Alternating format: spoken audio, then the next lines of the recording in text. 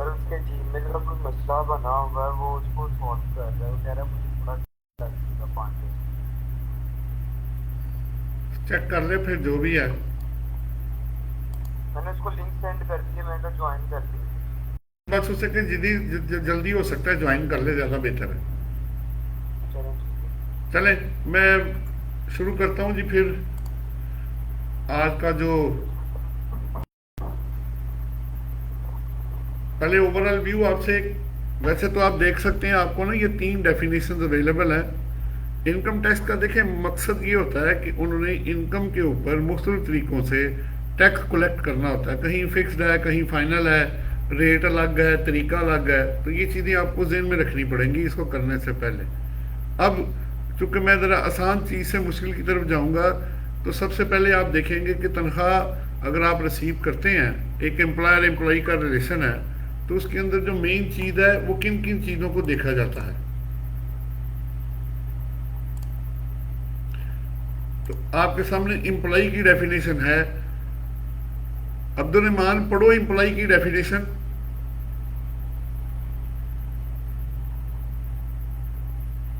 अब्दुल रहमान आवाज आ रही है? सर मैं पढ़ दूँ उसकी जगह? चलो आप पढ़ दो, आप पढ़ दो सर से तीन सेकंड। जी। Employed means a person who engaged and remunerates an employee. आगे। Employment includes a directorship or नहीं any नहीं, other. आगे नहीं जाना, पहले एक्सप्लेनेशन तो पढ़ो उसकी। सर employed से स्टार्ट करना ना? हाँ, Any employer person who engaged and remunerates an employee. Explanation. जी। This is an exclusive definition that says that employer mean a person who engage and remunerates an employee. अब employer का मतलब क्या हुआ कि वो बंदा, मीन्स का मतलब ये है कि इसके अलावा जब आप पूरी डेफिनेशन पढ़ेंगे तो बड़ी, ये इसको हम एक्सक्लूसिव डेफिनेशन कहते हैं। इसके अंदर और कोई चीज़ शामिल नहीं होगी इस पर्पस के लिए। Employer means any person who engage and remunerates an employ, जो एम्प्लॉय को इंगेज करता है और उसको रेमुनरेट करता है। और ये एक्सक्लूसिव डेफिनेशन है नंबर 1। ऊपर अब एम्प्लॉय की डेफिनेशन मिस पढ़ो।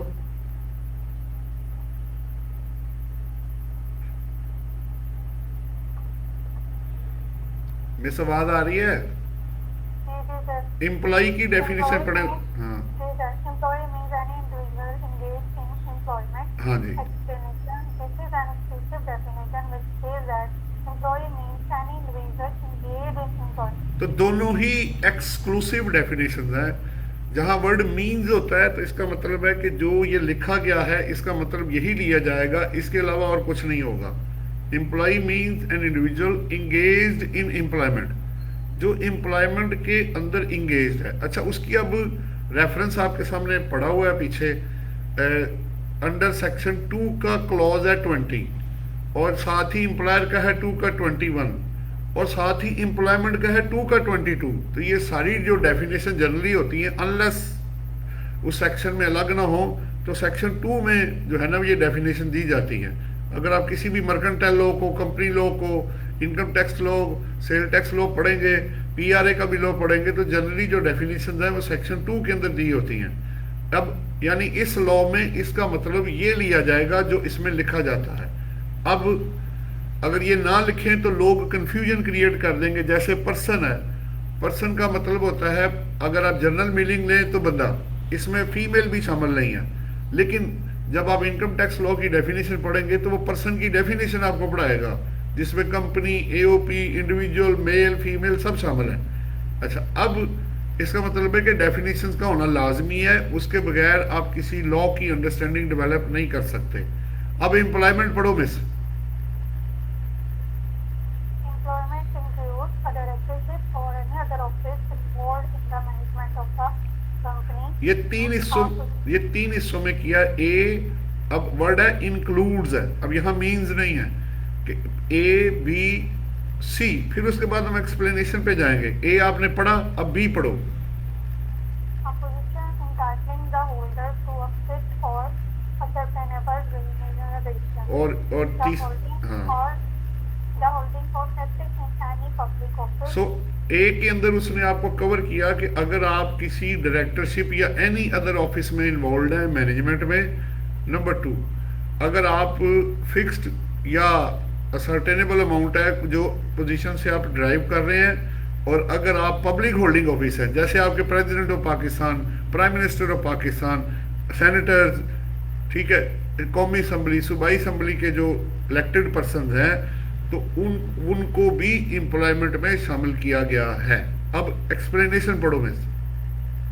तो ये वाला जो पॉइंट आपने बी पॉइंट पे बताया, जो नेशनल असेंबली के सेनेट जितने भी लोग वो हैं, सी में है, third point पे वो बताया। सी में है। होल्डिंग पब्लिक ऑफिस उधर होता है ना, गवर्नमेंट के जितने एम्प्लॉइज हैं वो आपके पब्लिक ऑफिस के अंदर कवर्ड होते हैं ना, चाहे प्रोविंशियल है या फेडरल है, ठीक है।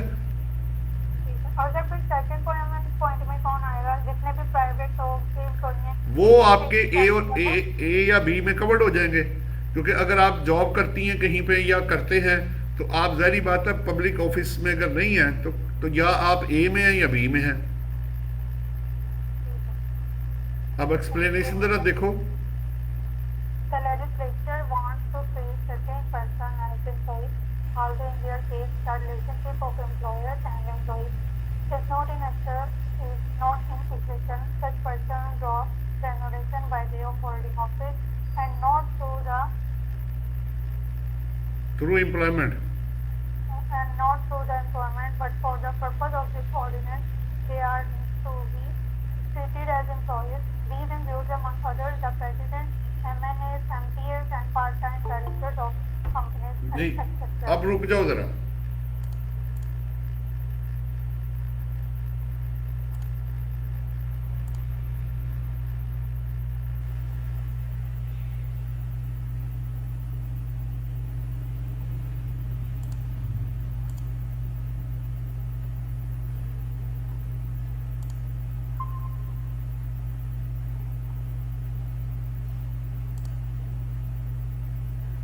अच्छा, सो इट मीन्स, एक मिनट जरा, वो ज्वाइन कर रहे हैं इसलिए मैं जरा चेक कर रहा हूँ। ठीक हो गया। सो इट मीन्स कि 3 चीजें हमने पढ़ी कि जनाब एम्प्लॉई कौन होगा, जो कि सेक्शन 2 के क्लॉज 20 के अंदर था। एम्प्लॉयर कौन होगा, जो उसका 21 है 2 का। फिर एम्प्लॉयमेंट कैसे पता लगेगा कि 2 बंदे आपस में या 2 से ज़्यादा लोग आपस में, एक बंदा दूसरे के साथ एम्प्लॉयमेंट में इंगेज है। अब चाहे डायरेक्टरशिप है, मैनेजमेंट है, आपकी प्राइवेट सेक्टर है, सेमी गवर्नमेंट है, गवर्नमेंट है, इवन के MP MNA, वो एम्प्लॉइज उस तरह नहीं होते, इलेक्ट होके आते हैं, लेकिन उनको भी या पार्ट टाइम डायरेक्टर्स भी हों या पार्ट टाइम एम्प्लॉइज भी हों, तो उनको भी एम्प्लॉइज ही कंसिडर, एम्प्लॉयमेंट में कंसिडर किया जाएगा। अब इसकी वजह क्या है, अब आप ये इतना कुछ जो पढ़ रहे हैं क्यों पढ़ रहे हैं, उसकी वजह ये है ताकि आपको ये पता चल सके कि कब एक बंदा एम्प्लॉय ट्रीट होगा और उसको जो पैसे दिए जाएंगे वो उसकी सैलरी इनकम में आएंगे, वो उसकी बिजनेस इनकम या अदर इनकम में या किसी और हेड में फॉल नहीं करेंगे, क्योंकि हेड ऑफ इनकम डिफाइन करना बहुत ज़रूरी है। जब तक वो आप डिफाइन नहीं करेंगे आपकी टैक्सेशन सही नहीं हो सकेगी। अब आप में से कोई क्वेश्चन करना चाहे तो आप कर सकते हैं।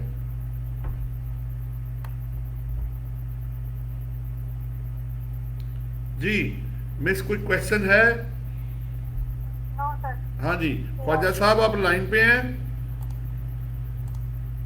ख्वाजा साहब लाइन पे हैं? आवाज नहीं आ रही ख्वाजा साहब, आपकी आवाज नहीं मुझे पहुंच रही। मुझे लगता है आपके माइक में कोई मसला है, जरा चेक करें। अब्दुल रहमान, तुम्हारा कोई सवाल है? अब्दुल रहमान, तुम्हारी भी आवाज नहीं आ रही मुझे। सर आप आइए। हाँ अब आ रही है, कोई सवाल है? नहीं सर। चलो ठीक है। ख्वाजा साहब आपकी आवाज नहीं मुझ तक आ रही, कोई माइक में या आपकी चीज में कोई मसला है, जरा चेक कर लें दोबारा। हाँ जी मिस, आपका कोई क्वेश्चन है? No, sir. ठीक है, तो आगे चलें। ठीक है।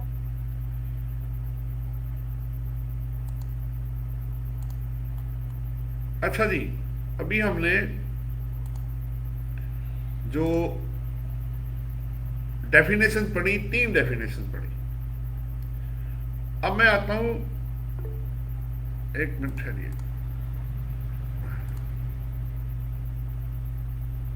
ठीक है ख्वाजा साहब, माइक इशू है तो आप लिख के कर लीजिएगा अगर आप पॉसिबल होगा तो क्वेश्चन होगा तो बाद में फिर इसको ठीक करा लीजिएगा माइक को, जो भी इशू आपका है। चलें, ओके ओके हो गया। अच्छा जी, अब हम आगे जा रहे हैं। अगर किसी का कोई सवाल हो तो वो इन राइटिंग में कर ले जी हमारे साथ, या अगर बोल के कर सकते हैं तो बोल के कर ले।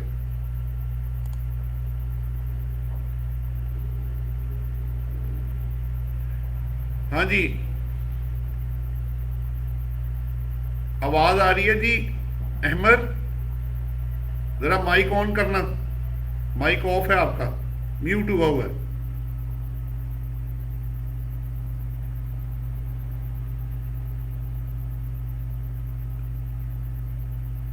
अहमद चेक करो, आवाज आ रही है?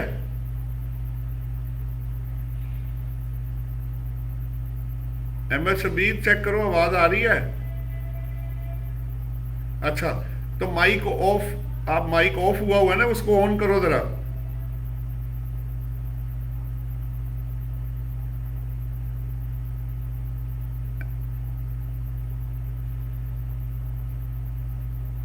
अच्छा चले, ठीक है ठीक है, मैं समझ गया हूं। आपका कोई सवाल हो, जब तक नहीं ऑन होता आप लिख के कर लें। ख्वाजा साहब आप भी लिख के कर लीजिएगा, उन्होंने भी लिख के किया। अच्छा चलें आगे चलते हैं जी। अभी हमने जो शेयर किया था, एम्प्लॉई, एम्प्लॉयर एंड, हाँ जी आवाज आ रही है जी? बस ठीक हो गया, अब सही हो जाएगा। पहली दफा ना इसलिए ये हो रहा है जी। अभी हमने सिर्फ शुरू किया है पहले ही, और हमने 3 बातें कही कि एम्प्लॉई, एक्चुअली इसके 2 मेन ऑब्जेक्टिव हैं जिसकी वजह से हम ये पढ़ रहे हैं। एक तो ये कि इनकम टैक्स लॉ में 5 हेड्स ऑफ इनकम है। इनकम को 5 हिस्सों में डिवाइड किया गया है, उसमें से एक हेड है सैलरी इनकम। तो ये चीज़ें सारी आप सैलरी से कनेक्टेड हैं। एम्प्लॉई कौन है? जो एम्प्लॉयमेंट में एंगेज होगा, एम्प्लॉयर को जो उसको हायर करेगा, और एम्प्लॉयमेंट का जो उन दोनों के दरमियान में रिलेशनशिप होगा। ये रिलेशनशिप बड़ा इंपॉर्टेंट है। काफ़ी जगहों पे एक पॉइंट रेज हो जाता है कि जी एक बंदा कहता है मैं एम्प्लॉय नहीं हूँ, जबकि लॉ इसको एम्प्लॉय कहता है। जैसे अगर कोई MNA या MPA ये कहे कि जनाब मैं गवर्नमेंट का एम्प्लॉय नहीं हूँ, आल्दो उसने एम्प्लॉयमेंट का कॉन्ट्रैक्ट साइन नहीं किया हुआ, बट इनकम टैक्स लॉ में उनको जो बेनिफिट दिए जाएंगे, जो तनख्वाह दी जाएगी, उसको एम्प्लॉय ही ट्रीट किया जाएगा, और वो सैलरी में हम ऑफर भी करते हैं जी। अब यहां तक कोई क्वेश्चन हो आप में से तो आप कर सकते हैं मेरे साथ, वरना फिर मैं आगे चलूं। एमर कोई क्वेश्चन हो, इसको एक नजर देख लो, क्योंकि आपने अभी ज्वाइन किया है, एक नजर इसको पढ़ लो, वरना फिर मैं आगे चला जाऊंगा। ठीक है, एम्प्लॉयमेंट बहरहाल इंपॉर्टेंट है कि डायरेक्टरशिप हो, आप प्राइवेट सेक्टर में हो, बी में हो, सी के अंदर आप देख रहे हैं, अब पब्लिक होल्डिंग ऑफिस हो तो उसको भी एम्प्लॉय ही ट्रीट किया जाता है, जिसमें प्रेसिडेंट साहब हैं आपके, MNA, MPA, senators, part time directors, जो भी इसमें आएगा पब्लिक होल्डिंग ऑफिस में, तो उसको जो पैसे दिए जाएंगे वो उसकी सैलरी का हिस्सा कंसिडर किया जाएगा, और उसके मुताबिक उसको टैक्स देना पड़ेगा। बल्कि वो पहले ही कट जाता है, जो तनख्वाह दी जाती है वो आपको पता ही है। लोग जो एम्प्लॉयर हैं टैक्स काट के पैसे देते हैं, चाहे वो कंपनी है, इंडिविजुअल है या AOP है। जो एम्प्लॉई होगा, जहां जहां उसकी तनख्वाह 6 लाख से ज्यादा होगी, वहां वहां उसकी जो टैक्सेबल इनकम पे टैक्स काट के उसको पेमेंट की जाएगी। हाँ जी, एनी क्वेश्चन तसल्ली के साथ करें, आराम से करें और समझ के करें, और यही फार्मूला आपने रिटर्न के अंदर भी लगाना है। उधर भी आपको बताना पड़ेगा कि आपकी तनख्वाह है, रेंटल इनकम है, बिजनेस इनकम है, इनकम फ्रॉम अदर सोर्सेज है, और कैपिटल गेन है। क्या है आपकी इनकम? उसके बगैर आप आगे नहीं जा सकते, वरना अगर आपको हेड ऑफ इनकम का ही नहीं पता तो फिर उसको कैलकुलेट कैसे करेंगे आप? हर एक हेड ऑफ इनकम को कैलकुलेट करने का तरीका मुख्तलिफ है। तो उसके बगैर अगर आप इनकम नहीं सही निकालेंगे तो टैक्स भी सही नहीं निकलेगा। टैक्स सही नहीं निकलेगा तो फिर क्लाइंट और टैक्स ऑफिस आपसे लिटिगेशन में जाएगा, आपके साथ डिस्प्यूट अराइज होगा फाइनेंशियल मैटर्स पे। हाँ जी, अगर कोई क्वेश्चन है तो आप कर सकते हैं, वरना मुझे बताएं, मैं आगे चलूँ फिर।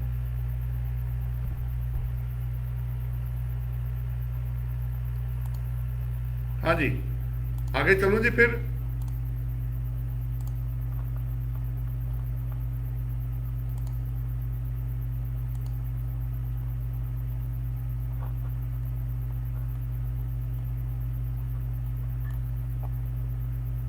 हाँ जी, कुछ बोलते हो भाई?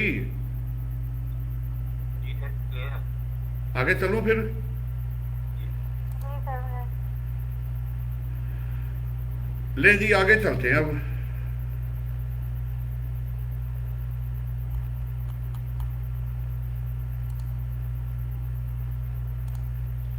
अच्छा, अब इसके से कनेक्टेड जो सेक्शंस हैं वो कौन कौन से हैं? वैसे तो ये काफ़ी डिटेल में चीज़ बनी हुई है, ये हमने बनाई हुई है इसके ऊपर। अब आपको मैं लेके आता हूं कि आपने इनकम,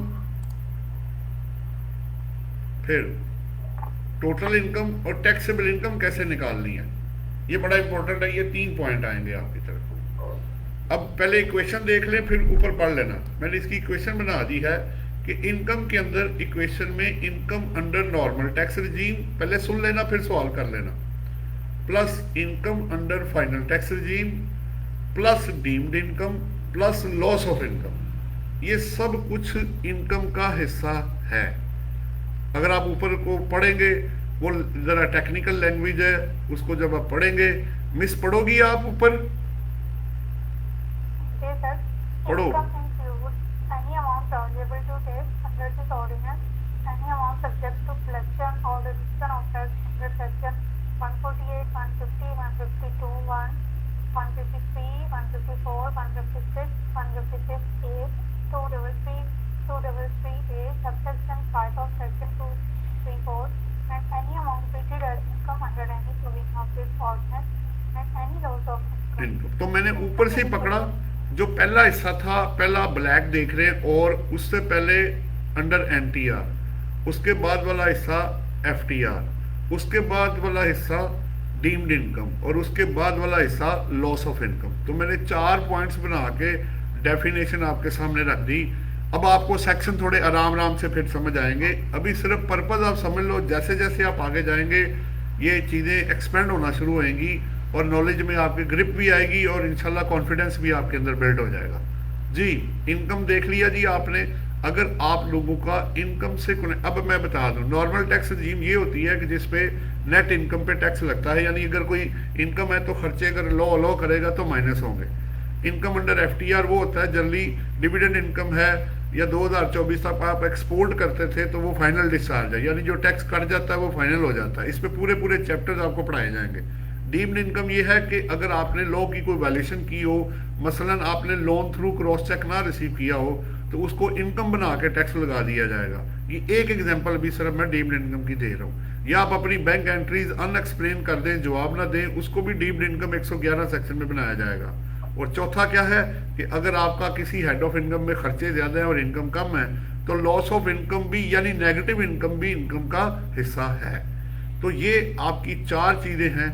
अगर आपने इनकम से कनेक्टेड कोई सवाल करना है तो आप कर सकते हैं। जी सर, मुझे डीम्ड इनकम का समझ नहीं आया, ये भी आपने क्या बताया? पहले मिस इसको ना उर्दू में ट्रांसलेट कर लो। डीम्ड इनकम समझा जाएगा कि इनकम है, लेकिन एक्चुअली इनकम नहीं है। मसलन आपने एक बंदे से 50 लाख रुपए लोन ले लिया कैश में, तो सेक्शन 39 सबसेक्शन 3 ये कहता है कि आपने लोन, एडवांस, गिफ्ट और शेयर डिपॉजिट मनी, 4 चीजें ये थ्रू क्रॉस चेक आएंगे। इनकी एक्सेप्शंस भी हैं, लेकिन अभी सिर्फ एक एग्जांपल लेते हैं। आपने लोन लिया otherwise then through cross cheque, जबकि आपको क्रॉस चेक लेना था। तो लॉ ये कहता है कि आपने चूंकि लॉ की वैल्यूएशन की है आपको आपने कैश में रिसीव किया है, इनकम है नहीं, लेकिन उस 50 लाख को आपकी इनकम बना के जो आपने इनकम डिक्लेयर की होगी उसमें ऐड करके टैक्स लग जाएगा। इसको डीम्ड इनकम कहते हैं। इनकम है नहीं पर समझा जाएगा कि इनकम है। ठीक है। Is it clear? ठीक है। ओके है जी सर। जी। किसी और का कोई सवाल है तो वो कर सकते हैं जी।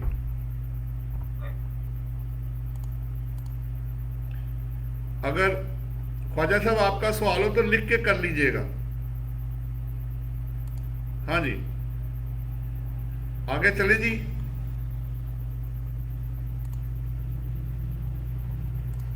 ये हो गया इनकम। अब सेक्शन भी आपके सामने उसी तरह 2 का 29 है। एक्चुअली डेफिनेशन अल्फाबेटिकली है, ए से लेके जी तक आपको अल्फाबेटिकली डेफिनेशन मिलेंगी। तो I2 का 29 है। अब देख, ठीक है, आगे चलता हूं। टोटल इनकम पहले क्या था? 2 का 29 डेफिनेशन में, और टोटल इनकम कहां पड़ी हुई है? सेक्शन 10 के अंदर। और इक्वेशन क्या कहती है? Income under 5 heads of income, जो मैंने अभी आपको बनाया, salary, property, business, capital gain, income from other sources, ये 5 हेड्स ऑफ इनकम है। अब उसमें आपने प्लस कर देना है। अगर आपकी कोई एग्जेम्प्ट इनकम है तो ये आपकी आ जाएगी टोटल इनकम। हाँ जी मिस, पढ़ो जरा डेफिनेशन, ऊपर से जरा पढ़ो, टोटल इनकम क्या कहती है? The total income of a person for the tax year, it shall be the sum of a person's income after all tax income of that year.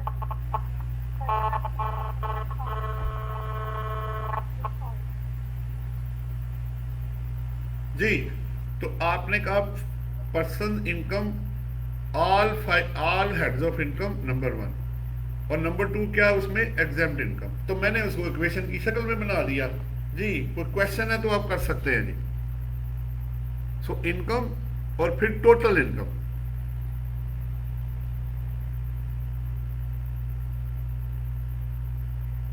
हाँ जी, कोई क्वेश्चन हो? अहमद, हाँ जी अहमद, कोई सवाल है? नहीं सर। अब्दुल रहमान साथ हो तुम हमारे? जी जी सर, साथ ही। हाँ, तो सारा ही समझ आई जा रहा है? जल्दी समझ आ गई। अच्छा चलो ठीक है, आगे चलो जी। फिर जी क्वेश्चन होगा उसी वक्त कर लीजिएगा। चले आगे चलता हूं जी मैं। फिर है टैक्सेबल इनकम। देखें इसके नाम से ही नजर आ रहा है कि ये इनकम वो है जिसपे टैक्स लगना है। वो क्वेश्चन क्या कहती है? टोटल इनकम, जो पीछे मैंने अभी सेक्शन 10 के अंदर दी, माइनस एग्जेम्प्ट इनकम, वो उसमें से माइनस कर दे क्योंकि एग्जेम्प्ट इनकम पे तो टैक्स नहीं लगता।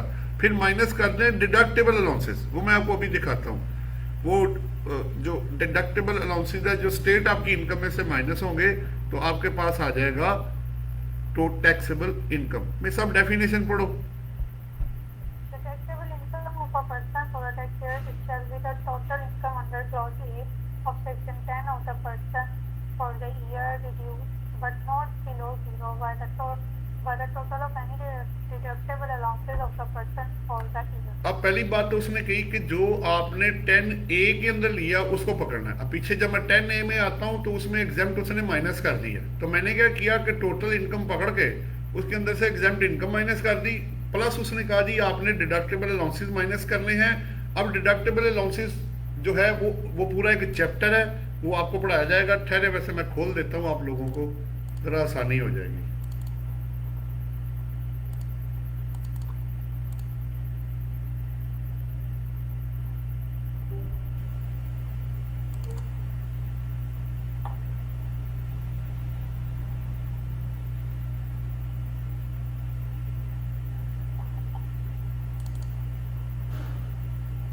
लो भाई, अब ऑर्डिनेंस भी आपके सामने आ जाता।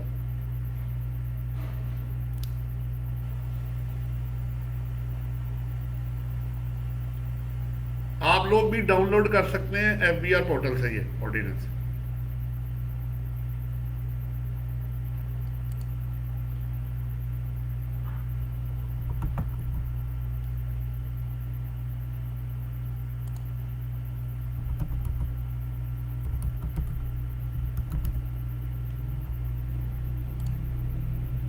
ये देखें, आपके सामने जो डिडक्टेबल अलाउंसेस है, ज़कात, workers welfare fund, WPPF, 60B, 60D, deductible allowance for education expenses, 4 हो गए।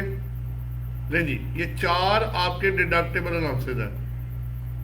यानी आप इन चारों को अगर आप इनकी कंडीशन मेट करेंगे, पूरा चैप्टर आपको पढ़ाया जाएगा। ज़कात, WWF, WPPF और एजुकेशनल जो आपके एक्सपेंसेस है वो आप subject to fulfilment of condition है। ये आप 4 चीज़ें अपनी अगर आपको क्वेश्चन ये है, अगर मैं यहाँ ब्रैकेट में लिख दूं आपको आसानी के लिए,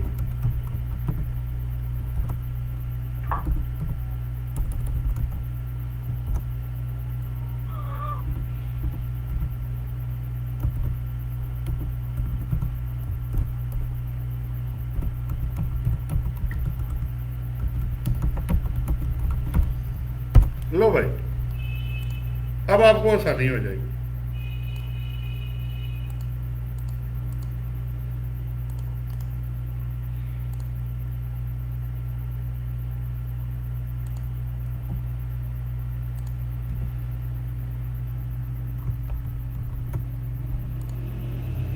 तो एक लाइन में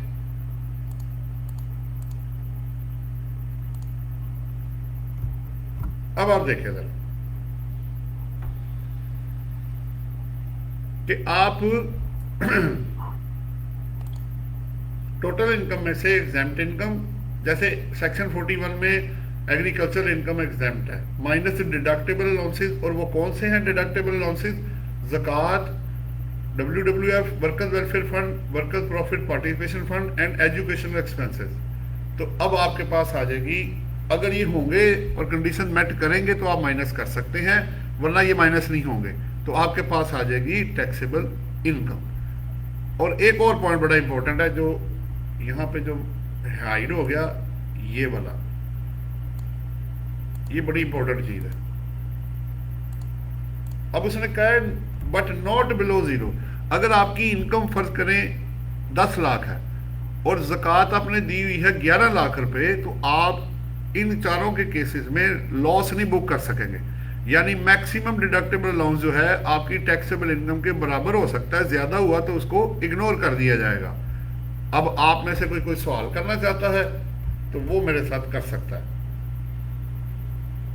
हाँ जी, एनी क्वेश्चन? तो सर जैसे अभी आपने एग्जांपल दिया कि अगर 10 लाख हमारी टैक्सेबल इनकम है और ज़कात अगर हमें 11 लाख की बुक करनी, तो टैक्सेबल इनकम जितना ही वो है लॉस बुक हो सकता है, इससे ज़्यादा नहीं। तो सर वो 1 लाख जो है वो नेक्स्ट टाइम कैरी फॉरवर्ड नहीं, इसमें मिस कैरी फॉरवर्ड की फैसिलिटी नहीं है। अगर तो आपको मिल गया तो ठीक है, वरना वो उधर ही डेड हो जाएगा। ठीक हो गया? जब तक लो आपको कैरी फॉरवर्ड की फैसिलिटी ना दे, आप कैरी फॉरवर्ड नहीं कर सकते जी। और कोई क्वेश्चन हो?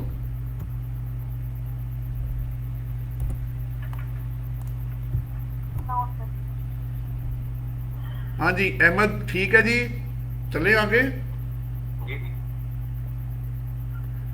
ठीक हो गया। मैं जरा देखूं कोई टाइप तो नहीं किया क्वेश्चन। चले, कोई क्वेश्चन हो तो टाइप कर दीजिएगा जी। चले आगे चलते हैं।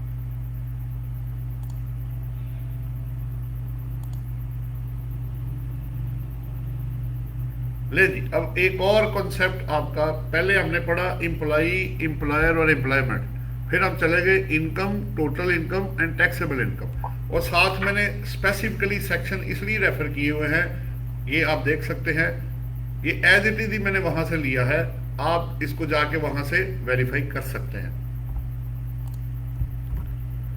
अच्छा जी, अभी ये हो गया, अब आगे चलते हैं जी।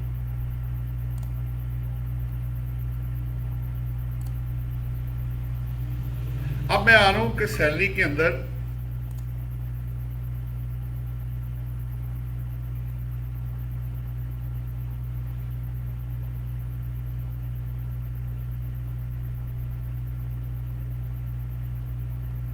अगर कोई बंदा सवाल कर ले कि एक बंदे को क्या क्या अभी तो पहले इनकम कैलकुलेट कर लेना, मैं आपको ऑर्डिनेंस पे ले चलता हूँ यार, आप लोग परेशान हो जाएंगे वरना। मैंने चार्ट भी वैसे बनाए हुए हैं, लेकिन मैं चाहता हूँ कि इस दफ़ा ज़रा आपको इसमें से कराया जाए, बेहतर है। अब रेलिवेंट सेक्शन कौन से हैं पहले मैं आपको वो दिखा दूँ, फिर आपको आसानी रहेगी।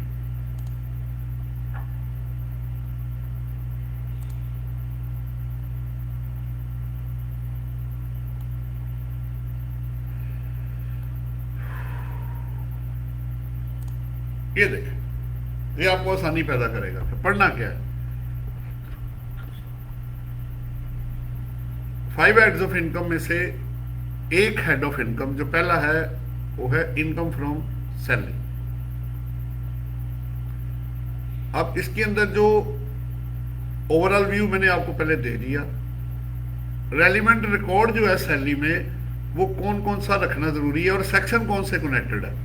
सेक्शन है आप देख सकते हैं 2 के अंदर अभी आपने एम्प्लॉय, एम्प्लॉयर और इनकम, टोटल इनकम और टैक्सेबल इनकम देखा। बाकी आपके सेक्शन है 12, 13 और 14, ये आपकी इनकम साइड के हैं। जो पेमेंट साइड है वो बाद में हम करेंगे, वो पूरा उसका चैप्टर अलग है, ठीक है। फिर ये कुछ और चीजें भी हैं, मैं एकदम से इतनी ज्यादा चीजें नहीं आपको देना चाह रहा।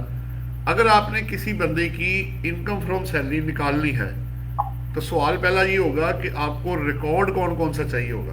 अब बात समझ रहे हैं, मुझे क्या क्या चाहिए होगा, मैं एक बंदे से क्या मांगूं कि मुझे पता लग जाए कि इस बंदे की तनख्वाह क्या है।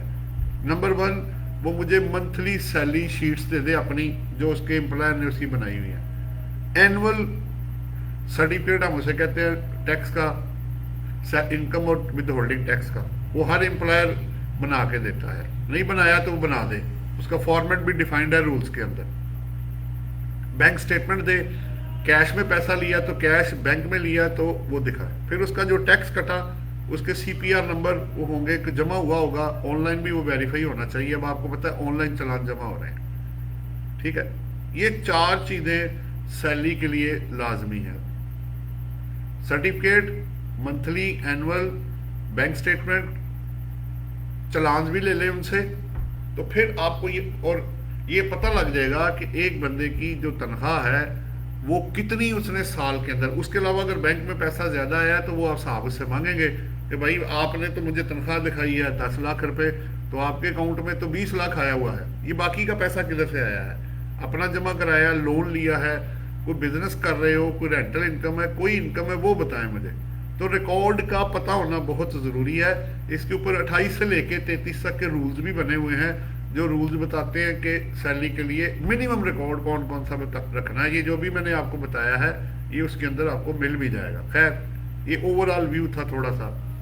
अब 2 आपने देखा, अब 12, 13 और 14 जो सेक्शन है वो रिलेट करते हैं कि सैलरी के मुख्तलिफ एस्पेक्ट्स, परक्विजिट्स और एम्प्लॉय शेयर स्कीम, जो 14 सेक्शन के अंदर है। मुझे जरा फाइल एक ओपन कर लेने दें, फिर मैं आपको शेयर करता हूं।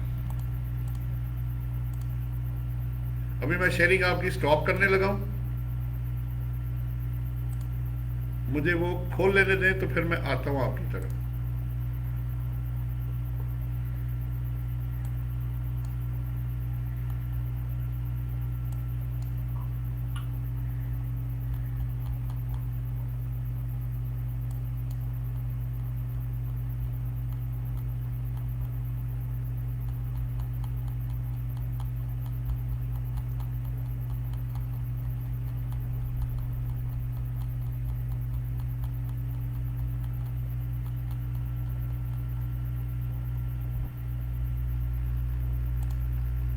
बल्कि बेहतर यही है कि आप मेरे साथ ना सैलरी के सेक्शन को देखें, फिर मैं आता हूं दूसरी तरफ।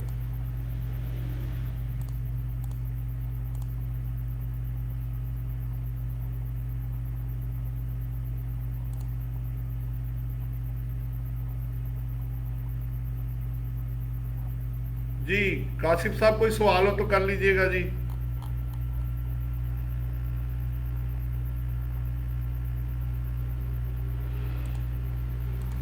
हाँ जी, देखें जी, आपको स्क्रीन नजर आ रही है जी? हेलो, शेयरिंग नहीं आई अभी तक? आ रही है ना, तो बस ठीक है। अब आप मिस पढ़ो जी, ये पहला अब आपका सेक्शन 12 जो मैंने आपको बताया, 12, 13 और 14 सेक्शन, ये इनकम से रिलेटेड है। अब आप इसके सब सेक्शन अगर आप देखते हैं, 1, 2, जरा पहले सब सेक्शन एक नजर देख लें कितने हैं, 3, 6, ये 8 इसके सब सेक्शन हैं जी, जो सारे के सारे आपको कलेक्टिवली पढ़ने पड़ेंगे। और फिर इसका मतलब, फिर मैं एक आपको जो क्या कहते हैं इसकी सॉफ्ट फाइल जो अदरवाइज है स्लाइड्स में, वो मैं आपको बाद में देता हूँ। आपने कोशिश करनी है कि आपने लॉ में से पढ़ना है, फिर मैं आपको एग्जांपल भी दूंगा और बुक भी फिर मेरी आप ले लेना मुझसे।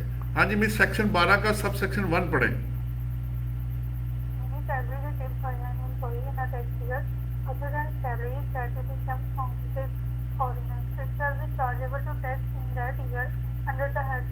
तो अब आपको उसने अभी नहीं, बाकी नहीं, एक एक करके मिस कर आराम से, जल्दी कोई नहीं है। अभी सबसे पहला पॉइंट उसने ये कहा कि आप देख सकते हैं कि सैलरी, उसने ये देखें वर्ड यूज मैंने हाईलाइट किया, सैलरी रिसीव्ड की वो बात कर रहा है, नंबर 1। दूसरा, वो एम्प्लॉई हो अदर देन सैलरी एग्जेम्प्ट। अगर आपको याद हो तो मैंने एग्जेम्प्ट सैलरी को टैक्सेबल में से माइनस कर दिया था, तो तब आई थी। आप 5 हेड्स में जब पढ़ेंगे तो वो एग्जेम्प्ट को माइनस कर देगा, 2 बातें होंगी। Shall be chargeable to tax, ठीक हो गया, that year under the head salary, तो आप एग्जेम्प्ट को माइनस कर देंगे। अच्छा, अमाउंट का रिसीव्ड होना लाजमी है। अगर अमाउंट आपको रिसीव्ड नहीं होती, एक बंदे को पूरे साल तनख्वाह ही कोई नहीं मिली, वो कहते रहे जी दे देंगे, नहीं दी, तो अपनी इनकम टैक्स रिटर्न में वो नील की रिटर्न फाइल करेगा, क्योंकि उसको तनख्वाह रिसीव्ड नहीं हुई। या आपको मिली 6 माह की तनख्वाह, 6 माह नहीं मिली, तो आप 6 माह की सैलरी रिटर्न में ऑफर करेंगे। आप लोगों में से किसी ने इससे कनेक्टेड कोई सवाल करना हो तो कर ले। सर जैसे ये भी तो हो सकता है, अगर कोई हमारी सीईओ ही है कंपनी का, तो वो अगर किसी तरह से करे, वो सैलरी अपनी ले ही ना, ताकि उसे टैक्स पे करना पड़े, तो उसका फिर हम क्या है? देखें बात ये, अगर टैक्स ऑफिस नहीं, अब सवाल ये है, अगर टैक्स ऑफिस को बाद में ये पता लग जाता है कि एक बंदे ने जानबूझ के तनख्वाह को डेफर किया है, तो उस पे भी सेक्शन एक अवेलेबल है, वो फिर आपको रिसीट बेसिस से निकाल के अक्रूवल बेसिस पे जाके आपसे टैक्स कलेक्ट करेंगे, ठीक है। तो उन्होंने अपनी कवरेज इसके अंदर रखी हुई है, अनलेस आप ये प्रूव कर दें कि जी वाकई ही ऐसी सिचुएशन आ गई थी कि सैलरी क्यों रिसीव्ड नहीं हुई। जैसे आपको पता है उम्मूमन जून की सैलरी जुलाई में मिलती है,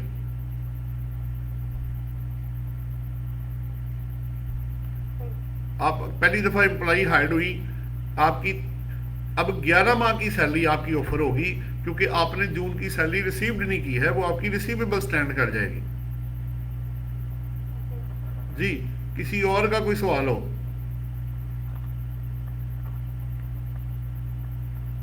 और एग्जेम्प्ट उसने माइनस कर दिया, वो आपको पता लग गया। आगे चले। हाँ जी, अहमद साहब ठीक है?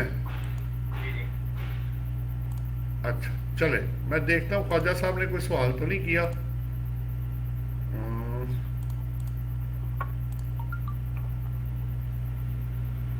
अच्छा, अभी ना ये 13 मिनट में कॉल एंड हो जाएगी, मैं आपको लिंक बाद में दोबारा भेजूंगा, ठीक है? तो फिर आप उसको ज्वाइन कर लेना। अभी 13 मिनट्स तक तो ये चलेगा, फिर दोबारा मैं आपको लिंक भेज दूंगा, क्योंकि इन्होंने लिमिटेशन लगाई हुई है कि एक लिमिट से ज़्यादा एक कॉल नहीं चलती। अच्छा, आगे चलते हैं जी।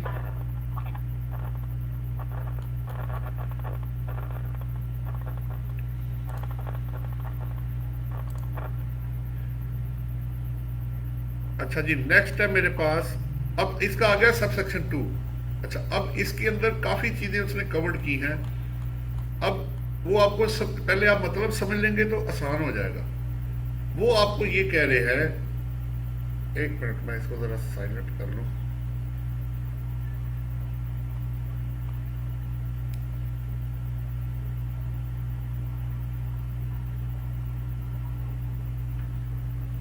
हाँ जी,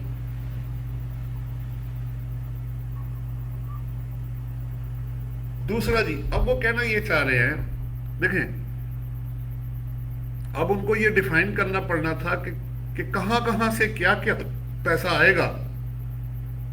यानी मैं ये कहना चाह रहा हूँ कि एम्प्लॉयमेंट में जो भी पैसा उसको मिलेगा वो उसकी तनख्वाह रिसीव किया जाएगा। जैसे एक छोटी सी मिसाल लेते हैं, अगर आप कोई ओवर टाइम, फी, ग्रेजुटी, पेंशन, ठीक है, अलाउंसेज, फिक्स्ड, वेरिएबल, ठीक है, आपके बिहाफ पे कोई पेमेंट उसने कर दी, तो उन्होंने काफ़ी चीज़ों को, परक्विजिट्स है, बेनिफिट्स हैं, एम्प्लॉय शेयर स्कीम है, सारा कुछ उन्होंने सैलरी के अंदर शामिल किया हुआ है। अभी हम सिर्फ ये पढ़ रहे हैं कि सैलरी का मतलब क्या है और सैलरी के अंदर क्या क्या चीज़ें कवर्ड होती है। अब आप मिस आराम से पढ़ेंगी तो आपको वो उसने ए बी सी, अब देखें A B C D E F और जी, 7 चीज़ें उन्होंने इसके अंदर शामिल कर दी हैं। अब वो कौन कौन सी हैं ज़रा एक एक करके हम देखते हैं, फिर आपको समझ आएगी। पढ़े जी मिस, सब नंबर 2 जो सब सेक्शन 2 है। Salary means any amount received by an employee from any employment, rather offered revenue or capital interest, including बस इधर रुक जाओ, pay. अब वो बाद में। उसने आपको पहले कह दिया कि कोई भी अमाउंट आप रिसीव करेंगे एज एम्प्लॉई फ्रॉम एम्प्लॉयमेंट, अब चाहे रेवेन्यू नेचर है या कैपिटल नेचर है। ये बड़ा ज़रूरी है कि ये मैं इसको हाईलाइट करता हूँ। ये वो क्या कहने की कोशिश कर रहे हैं, ये रेवेन्यू और कैपिटल नेचर। यानी फर्ज करें अगर आपकी तनख्वाह ड्यू थी, आपने उन्होंने कहा जी पैसे नहीं है मेरे पास, तुम ऐसे करो ये फर्नीचर या गाड़ी ले जाओ, ये ले लो उतनी मालियत की। तो अब चाहे आपको पैसे मिले रेवेन्यू नेचर या कैपिटल नेचर, तो उसको भी तनख्वाह ही समझा जाएगा। इज इट क्लियर जी? फिर आप ये नहीं कहेंगे जी गाड़ी आई है तो ये तनख्वाह नहीं है, वो तनख्वाह के बदले में आपको उन्होंने एक एसेट दे दिया है, तो इक्वलेंट टू, अगर वैल्यू उसकी ओबियसली आपकी सैलरी के बराबर है तो उसको भी सैलरी ही समझा जाएगा। अगर नहीं तो उसकी फेयर मार्केट वैल्यू निकाली जाएगी, फिर उसको चेक किया जाएगा कि आपको तनख्वाह से ज्यादा तो नहीं बेनिफिट चला गया।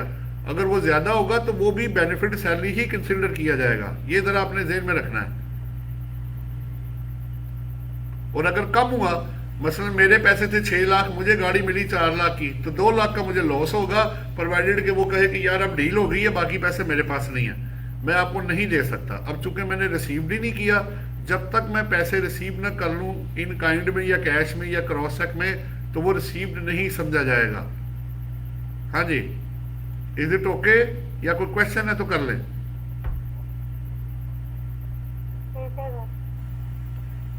हाँ जी, अब आप ए कवर कर लो, फिर मैं आपको लिंक दोबारा भेजता हूँ, ए पढ़ लो।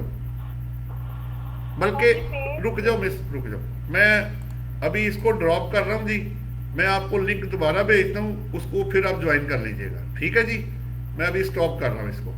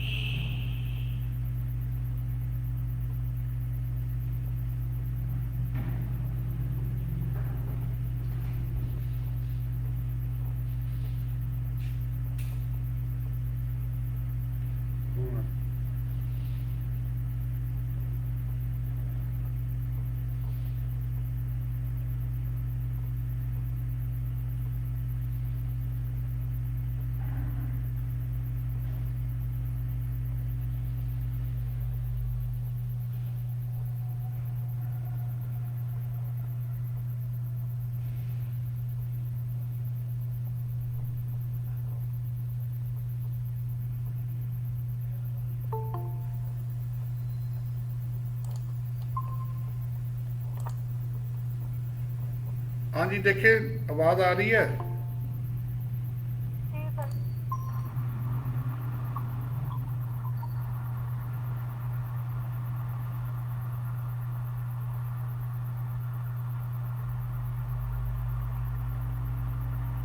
एक मिनट बस, मैं ज़रा लिंक शेयर कर लूँ। इंशाल्लाह फिर आप लोगों का मैं ग्रुप बना दूंगा। अभी तो चूंकि पहला दिन है।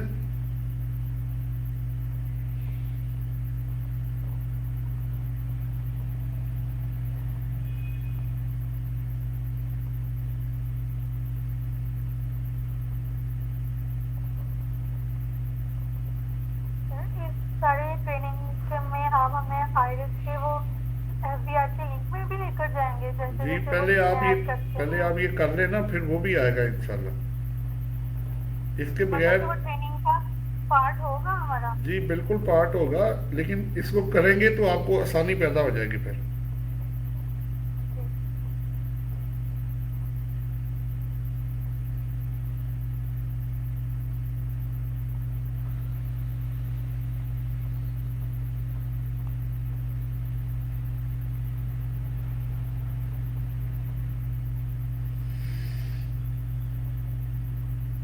हाँ, एक मिनट में आपको अभी स्क्रीन शेयर करता हूँ।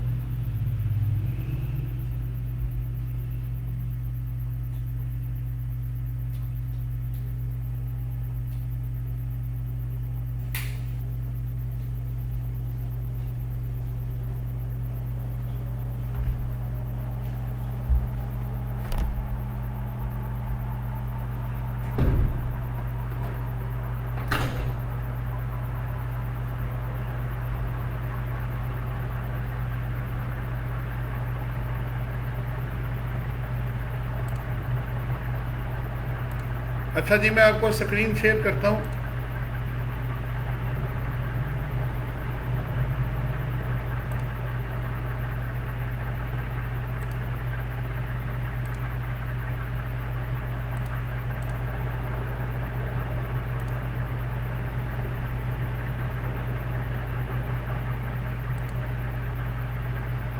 हाँ जी मिस, अब आप पढ़ सकती हैं। जो एक मिनट सिर्फ।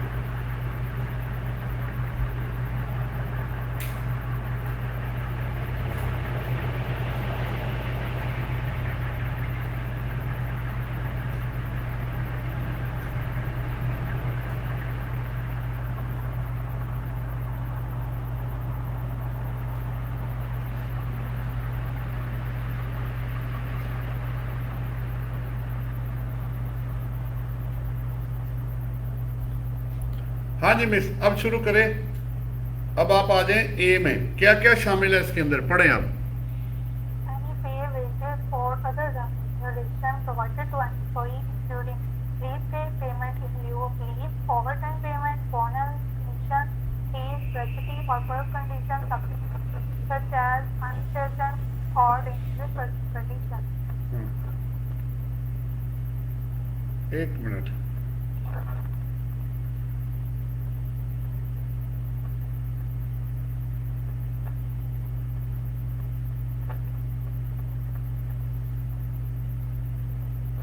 मैंने एक लिंक भेजना, मैं जरा वो देख लूं।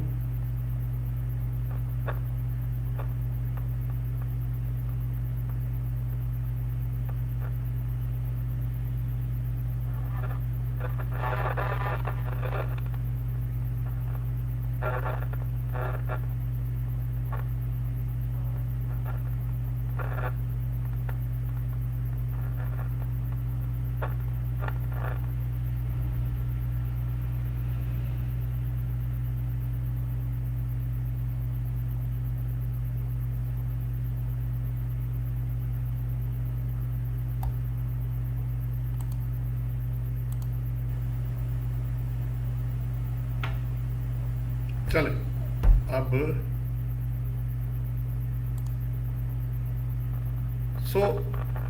आपको क्या पता चला कि आपने कहा जी कोई पे, वेजेस यानी लेबर है, अदर रेम्यूनरेशन है provided to an employee including, अब देखते जाएं, लीव पे यानी छुट्टियों की जगह पैसे, profit in leave of leave उसकी जगह पे payment in leave of leave, ठीक है, उसकी जगह पे, यानी छुट्टी पे भी अगर कोई पैसे दे। जी, payment in lieu of leave, ये मुझे नहीं पता ये क्या कह रहे हैं। यानी छुट्टियों की जगह पैसे प्लस, अगर आप छुट्टी छुट्टी के साथ में लें या छुट्टी के बगैर, अगर आपको पैसे जो भी मिलेंगे दोनों सूरतों में, फिर ओवर टाइम, फिर बोनस, कमीशन, एक मिनट,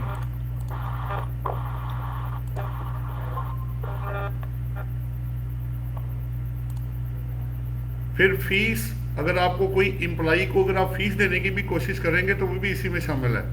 ग्रेजुटी, आपको पता है कि जब बंदा ड्यूरिंग सर्विस या आफ्टर सर्विस उसको पैसे दिए जाएंगे, उसको वो, या work condition supplement such as unpleasant और डेंजरस वर्किंग कंडीशन। अगर आपको पता होगा कि गर्मियों में हीट बहुत बढ़ जाती है, तो जहाँ आपको पता प्रोडक्शन का हाउस होता है उसके अंदर हीट पहले ही ज़्यादा होती है, तो वहाँ को बंदा काम करता है तो उसको अनप्लेजेंट और डेंजरस वर्किंग कंडीशंस के पैसे अलग से दिए जाते हैं। तो उस सूरत में ये सब कुछ जो आप अपने एम्प्लॉई को पे करेंगे वो part and parcel of salary का हिस्सा होगा। आगे वो एग्जेम्प्ट है कि नहीं है वो बात की बात है।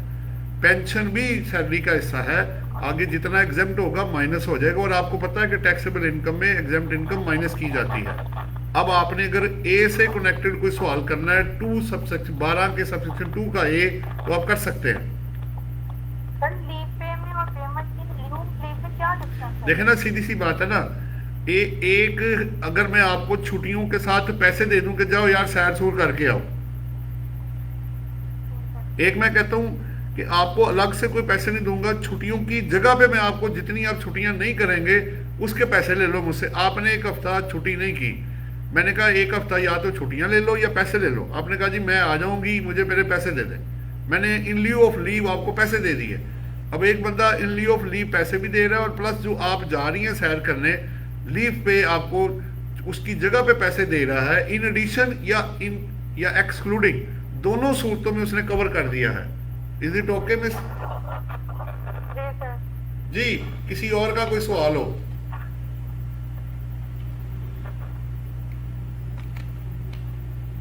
और ये चीजें आपको बार बार सैलरी सर्टिफिकेट में ड्यूरिंग द ईयर जो बेनिफिट दिए जाते हैं, बैंक में आ जाता है, कैश में आ जाता है, सैलरी सर्टिफिकेट में आ जाता है, वहां से आपको नजर आएंगे कि क्या क्या बेनिफिट्स उसको ब्रेकअप दिया होता है। ब्रेकअप के बगैर तनख्वाह बनती नहीं है, वरना पता नहीं ना लगेगा। लेबर भी शामिल कर ली उसने, आपने देखा है? अब जरा गौर करें, ये वेजेस और अदर रेम्यूनरेशन वो सब कुछ कवर कर गया इसके अंदर। यानी कल को कोई बंदा ये ना कहे जनाब मेरी तो तनख्वाह का जिक्र ही नहीं है तो मैं एग्जेम्प्ट हो गया। उन्होंने सब कुछ इसके अंदर कवर किया हुआ है। आगे वो फुली एग्जेम्प्ट है या पार्टली है या पूरा टैक्सेबल है, वो एक बात की बात है। अभी हम टैक्सेबल सैलरी नहीं पढ़ रहे, हम सैलरी मीन्स पढ़ रहे हैं। ये देखें यहाँ, ये देखें सैलरी का मतलब क्या है। और दूसरा वो रिसीव्ड होना लाजमी है, वो आपने 1 में पढ़ लिया है। Any question?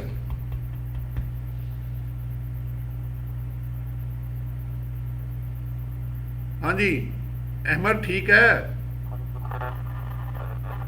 अहमद, आवाज आ रही है? आ रही है। कोई क्वेश्चन तो नहीं भी आपका? अच्छा, हाँ जी मिस इकरा, कोई क्वेश्चन तो नहीं है आपका? आगे चले फिर। हाँ जी अब्दुल रहमान, ठीक है चलो। हाँ जी अब आप आ जाओ बी में, पढ़ो जी मिस। जी परक्विजिट, अगर आपको कोई परक्विजिट दिया जाएगा, असल में ये जो है ना, ये आपका सेक्शन 13 यहाँ कवर्ड किया। 13 में देखें उसकी हेडिंग क्या है, ये देखें वैल्यू ऑफ परक्विजिट्स। यानी उसने 13 के अंदर, जो असल में 12 के अंदर ना 13 और 14 दोनों कवर्ड है। मैं आपको दिखा देता हूँ। ये एनी परक्विजिट आपका 13 वाला आ गया, और आखिरी इसका देखेंगे तो उसने लिखा हुआ है कि एनी अमाउंट, ये देखें ये 14। सो इट मीन्स कि जो 12 सेक्शन है, जो सैलरी का सेक्शन है, वो 13 के अंदर कोई परक्विजिट आपको मिले या आपको कोई एम्प्लॉय शेयर स्कीम से बेनिफिट मिला, तो वो दोनों के दोनों सैलरी की डेफिनेशन में शामिल हो जाएंगे सेक्शन 12 के अंदर। तो 13 और 14 अगर आप पढ़ भी लेंगे तो जो वहां से बेनिफिट आएगा वो ऑटोमेटिक आपकी सैलरी के अंदर चला जाएगा। Is it? हाँ जी, यानी आपका बी भी कवर हो गया और आपका जी भी कवर हो गया, ये दोनों कवर हो गया। ये जी भी पढ़ लो miss, any amount. Any amount eligible to take as salary under section 14. और 14 क्या है? वो 13 के बाद 14 नंबर लगा हुआ है, एम्प्लॉय शेयर स्कीम है जी वो। ये है जी आपका 14, ये देखें एम्प्लॉय शेयर स्कीम्स। अभी मैं ये नहीं पढ़ा रहा, अभी सिर्फ 12 के अंदर बात हो रही है। सो वैल्यू परक्विजिट्स 13 के अंदर ये पढ़ा हुआ है 13, 12 और 13, 12 के अंदर 13 और 14 कवर्ड है और 12 की अपनी जो चीजें हैं वो आपने अभी पढ़ रही हैं वो कवर्ड है। Is it okay? कोई क्वेश्चन है तो आप कर लें। सर वैसे पर बेसिक का मतलब बेनिफिट होता है? जी जी, ये फ्रिंज बेनिफिट्स है। In addition to basic salary आपको जो house rent allowance, conveyance allowance, medical allowance, जितने बेनिफिट्स दिए जाते हैं परक्विजिट्स, वो आपके परक्विजिट्स के अंदर कवर्ड है। वो जब आप सेक्शन 13 में जाएंगी तो आपको डिटेल में सारे परक्विजिट्स किस तरह उनको कैलकुलेट किया जाता है और टैक्स की टैक्सेबल इनकम कैसे निकाली जाती है वो सारा आपको बताया जाएगा। हाँ जी, कोई क्वेश्चन है तो कर लें वरना मैं आगे चलूं। Any question? एक मिनट ठहरे आप, मैं चेक कर लूं किसी और का कोई सवाल हो। नहीं, अभी तक तो यही चल रहा है जी। चले जी बिस्मिल्लाह करते हैं, वापस आते हैं। बी हो गया, अब आपकी बारी आ गई। ये आप मिस पढ़ क्या रही हैं वैसे कि सैलरी मीन्स क्या होता है? हाँ, अभी तक उसने आपको एक ब्रॉडर कॉन्टेक्स्ट में एक डेफिनेशन बताई है। अब आप सी में आ जाए। Amount of any allowance provided by an employer to an employee, including a cost of living, subsistence, rent, utilities, education, entertainment, or travel allowance, but shall not include any allowance solely expended in the performance of the employee's duties of employment. ठीक है, अभी यहीं तक ही आपने रखना है। अगर आपको कोई भी अलाउंस दिया जाएगा एम्प्लॉयर टू एम्प्लॉय, ये अपना मोबाइल बंद करें या पता नहीं इसमें डिस्टोर्शन क्यों हो रही है। Any amount of allowance provided by employer to employee, ये एक मिनट है मैं बताता हूं क्यों हो रहा है। मिस इकरा आप अपना ना माइक ऑफ करो। हाँ अब ठीक है। जब मैं आपको कहूंगा कि आप पढ़े तो तब माइक ऑन कर लेना।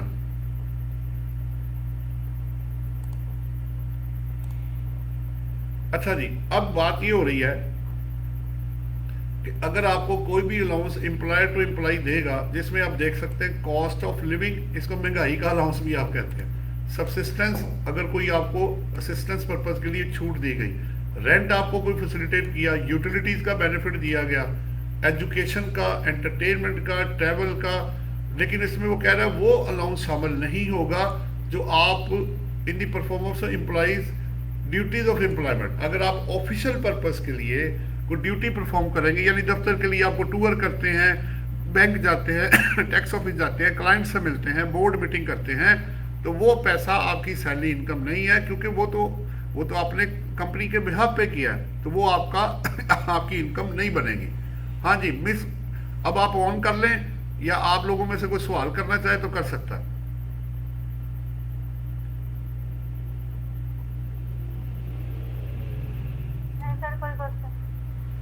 हाँ जी अहमद चले आगे। अच्छा चले, अब आप आ जाए एक्सप्लेनेशन के ऊपर जो इसके साथ ही अटैच है। Explanation for removal of debt, which is verified that the allowance for expended in the performance of employees does not include. अब यहाँ रुक जाओ, ये दो चीजें वो कह रहा है। अगर आप ऑफिशियल परफॉर्मेंस के लिए जो ड्यूटी डिस्चार्ज करेंगे उसमें ये दो चीजें शामिल नहीं होंगी। पहला पढ़ो miss. Allowance which is paid in monthly salary on fixed basis or percentage of salary. ठीक हो गया। पहला उसने कहा कि अगर आपको कोई allowance monthly salary fix basis पे या परसेंटेज बेसिस पे दिया जाएगा, उसको ऑफिशियल परफॉर्मेंस नहीं समझा जाएगा। या आगे Allowance which is not wholly exclusively necessarily behalf of the employer. अब वो अमाउंट जो आपने एम्प्लॉयर के बिहाफ पे स्पेंड नहीं की होगी वो भी आपका ऑफिशियल परफॉर्मेंस के असल में हो पता क्या रहा था, वो आपको थोड़ा सा बैकग्राउंड में आपको बता देता हूँ। लोग करते क्या थे, कुछ जगहों पे उनको एग्जांपल ये मिली, एक बंदे को उसने ट्रैवल अलाउंस दिया, फर्ज करें 1 लाख रुपए, लेकिन उस बंदे का खर्च ही 20,000 हुआ, तो उसको चाहिए था कि वो 80,000 वापस करता। उसने 1 लाख का 1 लाख ही एग्जेम्प्ट कर दिया, जबकि एक्चुअली उसको 20,000 रुपया एक्सपेंस हुआ था। इसलिए उन्होंने कहा जी ठीक है, अगर ये बात है तो पहली बात कि जो आप खर्च नहीं करेंगे वो तो मिलेगा ही नहीं। दूसरा, अब आप परसेंटेज बेस पे नहीं आएंगे। इसका मतलब ये हुआ कि वो ये कहना चाह रहा है कि जो आप एक्चुअली खर्च करेंगे और जिसकी रसीदें अवेलेबल होंगी वही आप माइनस कर सकते हैं, ताकि अनड्यू बेनिफिट एम्प्लॉइज ना उठा सके। अगर आपको कोई सवाल इससे करना है तो आप कर सकते हैं।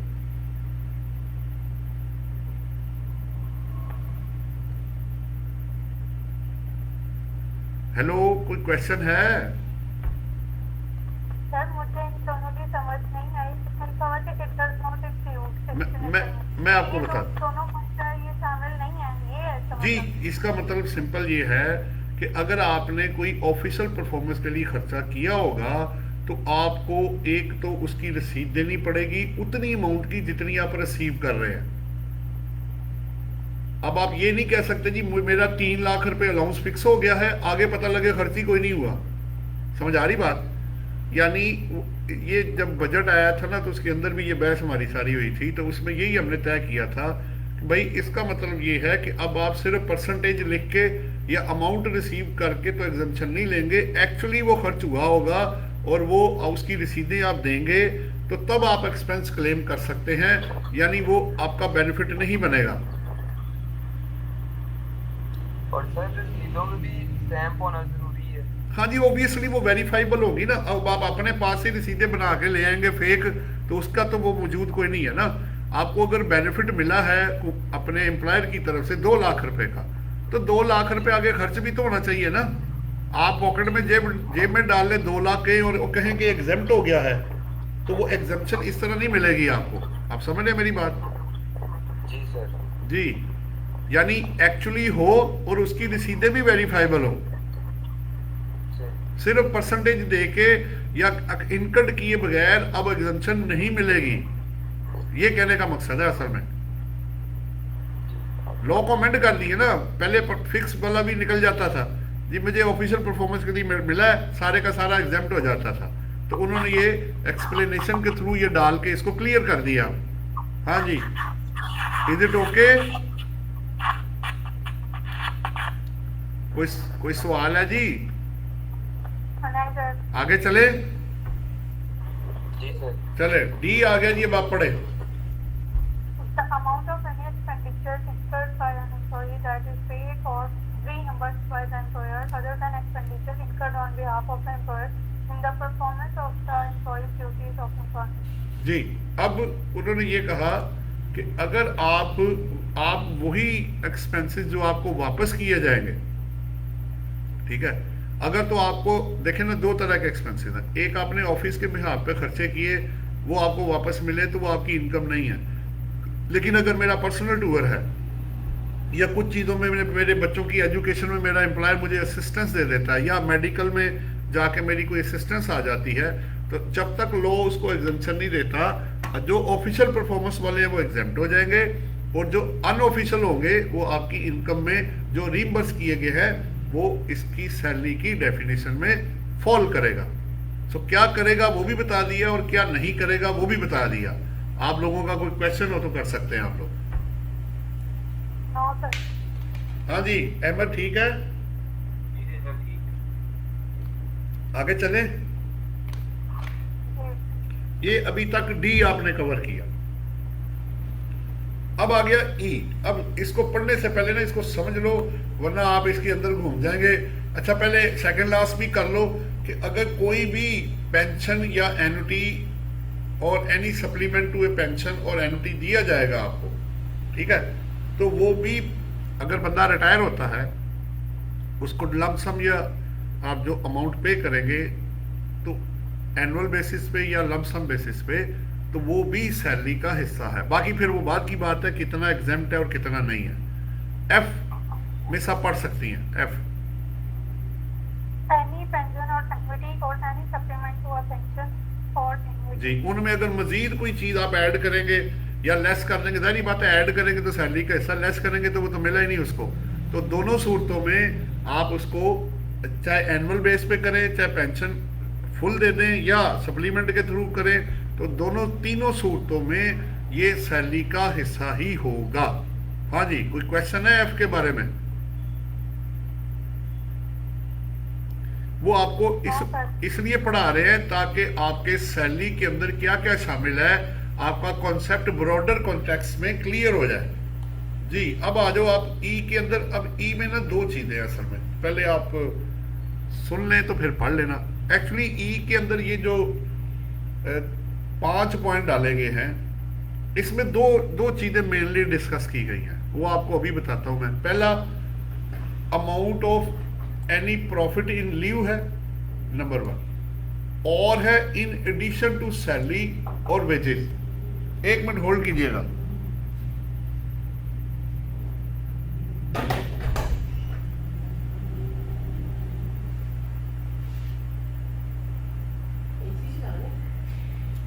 मैंने कहा चल क्या तो देख लो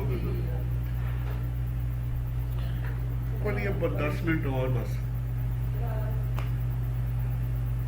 अच्छा, अब एक है, पहला है amount of any profits in leave of. अगर आपको आपकी सैलरी बंद हो जाती है, उसकी जगह पे आपको पैसे दिए जाएंगे अर्ली टर्मिनेशन के और चीजों के, तो वो भी सैलरी का हिस्सा होगा। या अगर आपकी सैलरी में, सैलरी की जगह या इन एडिशन टू, अगर आपकी सैलरी में इजाफा हो जाता है, तो वो भी, बंदा ये नहीं कहेगा जी मेरी मेहनत से मुझे पैसा मिला है तो मैंने बोनस लिया, अवार्ड लिया, जो कि तो जो मैंने बोनस लिया, जो मुझे बेनिफिट पहुंचा है, तो वो मेरी सैलरी का हिस्सा नहीं है। तो उन्होंने दोनों सूरतों में प्रॉफिट इन लीव ऑफ और इन एडिशन को उन्होंने सैलरी के अंदर कवर किया हुआ है। अब आप इसको जिस चीज को पढ़ेंगे, कभी एक हिस्सा प्रॉफिट इन लीव ऑफ का हो जाएगा, कभी वो इन एडिशन बन जाएगा, कभी दोनों में चला जाएगा। अब आप 1 बाय 1 जो है सारा स्टडी करें। पढ़े जी miss a. As consideration for a person's agreement to enter into an employment relation. तो उसने लिखा सैलरी और wages including any amount received as consideration for a person's agreement to enter into an employment relationship. अगर आप एक जगह पे job कर रहे हैं, दूसरा एम्प्लॉयर कहता है भाई मैं तुम्हें 10 लाख देता हूं, तो मुझे ज्वाइन कर लो, सिर्फ ज्वाइन करने के पैसे ले लो, तो वो जो ज्वाइनिंग की अमाउंट आपको दी जाएगी वो भी सैलरी का ही हिस्सा बनेगा। अब आप ये नहीं कहेंगे जी ये तो मैंने शो नहीं करना, ये मेरी इनकम नहीं है या एग्जेम्प्ट है, ऐसी बात नहीं है। उन्होंने ऑलरेडी उसको सैलरी के अंदर उन्होंने शामिल, प्रॉफिट इन लीव या रिड्यूशन में शामिल कर दिया हुआ है। इज इट क्लियर जी? बी पढ़ो, दूसरा पढ़ो। As consideration for an employee's agreement to any conditions of employment or any changes to the employee's conditions of employment. अगर आप गौर देखें कि अगर आपको गौर से देखें, consideration for employee agreement to conditions of employment, अगर आप दो चीजें हैं, और तक अलग है और पीछे और आगे अलग है। अगर आप दोनों चीजें वो कवर कर गया, आप एक जगह से ना जॉब छोड़ते हैं तो वो ये कहते हैं जी आपने 1 साल तक हमारे कंपेटिटर के पास जॉब नहीं करनी, हम आपको 5 लाख रुपए देते हैं, वो भी सैलरी का हिस्सा है। दूसरा क्या कि changes to the employee's conditions of employment. मैं आपको कहता हूँ यार आप मार्केटिंग के बंदे हो, थोड़ा सा मेरा एडमिन का काम भी कर दिया करो, तो मैं आपको उसके अलावा भी पैसे और दे दूंगा। तो अगर आपकी एम्प्लॉयमेंट की कंडीशन में चेंज हो जाए या आप कंसिडरेशन ले लें एम्प्लॉयमेंट में कुछ लिमिटेशन लगा के, तो उस सूरत में भी वो दोनों जो अमाउंट्स होंगी वो पार्ट ऑफ सैलरी ही बनेगी। इस दो से रिलेटेड कोई पॉइंट है तो मेरे साथ बात कर लें।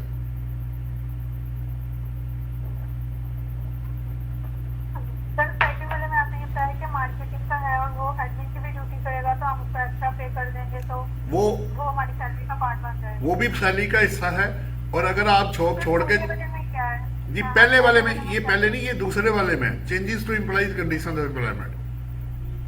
सर वो पहले वाले का मुझे बता दें, इसकी मैंने एक कंसिडरेशन फॉर एम्प्लॉइज एग्रीमेंट वो पहले वाले में है ना, वो पहले में है हाँ तो वो बता दें, मुझे नहीं पता। भाई। आपने एक जॉब उसने ऑफर करे ना, आप कोक वालों के साथ काम कर रही हैं, आपने कहा जी मैंने छोड़ना है, उन्होंने कहा जी आप छोड़ सकती हैं, बट 1 साल तक आप पेप्सी के पास, हमारे कंपेटिटर के पास जॉब नहीं करेंगी, कहीं और जहां मर्जी कर ले। तो मैं आपको 5 लाख रुपए इन एडिशन टू आपको जो भी आप छोड़ रही हैं उसके अलावा जो भी बेनिफिट्स है मैं आपको दे देता हूं। तो उस सूरत में भी यानी ज्वाइन करें या छोड़ें या लिमिटेशन के साथ जो भी पैसा आएगा वो सैलरी का पार्ट बनेगा। बेसिकली बात ये हो रही है। ठीक है। अहमद ठीक है भाई? जी सर, ये वो जो गोल्डन हैंडशेक होता है सर, वो भी सैलरी में जाएगा? आगे आ रहा है भाई, फिक्र ना करो, आ रहा है वो भी। ये तीसरा आपका उसी तरह का ही है, वो जो आपने पूछा है बाय चांस आगे तीसरा वही है। पढ़ो जी तीसरा। On termination of employment, the paid voluntarily or under an agreement, including any compensation for redundancy or loss of employment and golden handshake payment. लो अभी तुमने अहमद नाम लिया तो साथ ही वो आ गया जी। अगर आपकी एम्प्लॉयमेंट टर्मिनेट हो जाती है वॉलंटरली तौर पे या एग्रीमेंट के थ्रू, अगर आपको कोई भी कंपनसेशन दी जाएगी, आपको लॉस ऑफ एम्प्लॉयमेंट के अगेंस्ट कुछ भी दिया जाएगा, या गोल्डन हैंडशेक, अर्ली रिटायरमेंट आप ले लेते हैं, आप पैसे ले लेते हैं उसके बदले में, तो ये सब कुछ भी आपकी प्रॉफिट इन ल्यू या इन एडिशन टू सैलरी का पार्ट बनेगा। अब कोई क्वेश्चन है तो आप कर सकते हैं तीसरे से कनेक्टेड। सर गोल्डन हैंडशेक है जी, वो रिटायरमेंट को कहते हैं जी। अर्ली रिटायरमेंट जब लोग, मैंने एक बंदे ने 2 साल बाद रिटायर होना है, वो कहते हैं आप अभी हो जाएं, हम आपको उसके बदले में 6 लाख रुपया दे देते हैं जी। अहमद कोई सवाल है? नहीं सर। अभी हम सिर्फ पढ़ रहे हैं कि इनकम के अंदर क्या क्या शामिल होगा, अभी ये बात हो रही है जी। अगला पढ़े जी miss. form of provident or other funds to the extent to which the amount is not repayment of conditions made by the employee to the fund in respect of which the employee was not entitled to body reduction.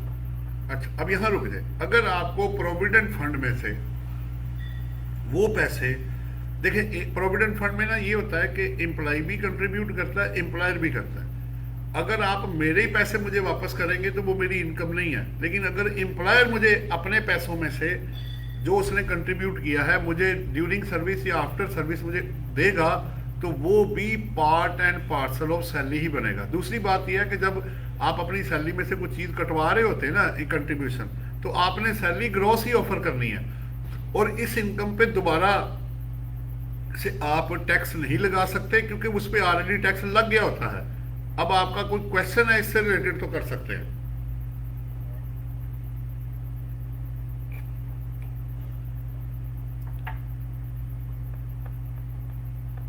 Hello, किधर गए हो भाई? जी sir. इधर ही हो ना आप लोग? तो बोलो ना, फिर वो सवाल करना है तो करो, वरना फिर आगे चले। सर आपने ये बताया कि ग्रोस सैलरी हमें इसको शो करवानी है, इसमें से कोई रिडक्शन नहीं होती। मसलन आपकी 10 लाख सैलरी है साल की, प्रोविडेंट फंड में आपका 10% कट गया, तो आपकी सैलरी तो नेट 9 लाख रह गई ना। आपने जो सैलरी ऑफर करनी है वो 10 लाख करनी है, उस डिडक्शन को माइनस किए बगैर। आपका जो टैक्स कटता है वो भी आप माइनस नहीं करेगी। आप लोगों ने ग्रॉस सैलरी ऑफर करनी है, सिर्फ एग्जेम्प्ट जो इनकम है वो माइनस होगी। और सर ये जो आपने वो टैक्स कटा हुआ था, जब हम टैक्सेबल सैलरी निकालते हैं उस पर टैक्स का रेट ले लगाते हैं, उसके बाद वो जाकर माइनस हो जाता है ना? जी, फिर बाद में जो कटा होगा वो बाद में माइनस हो जाएगा आपकी टैक्स लायबिलिटी के अगेंस्ट।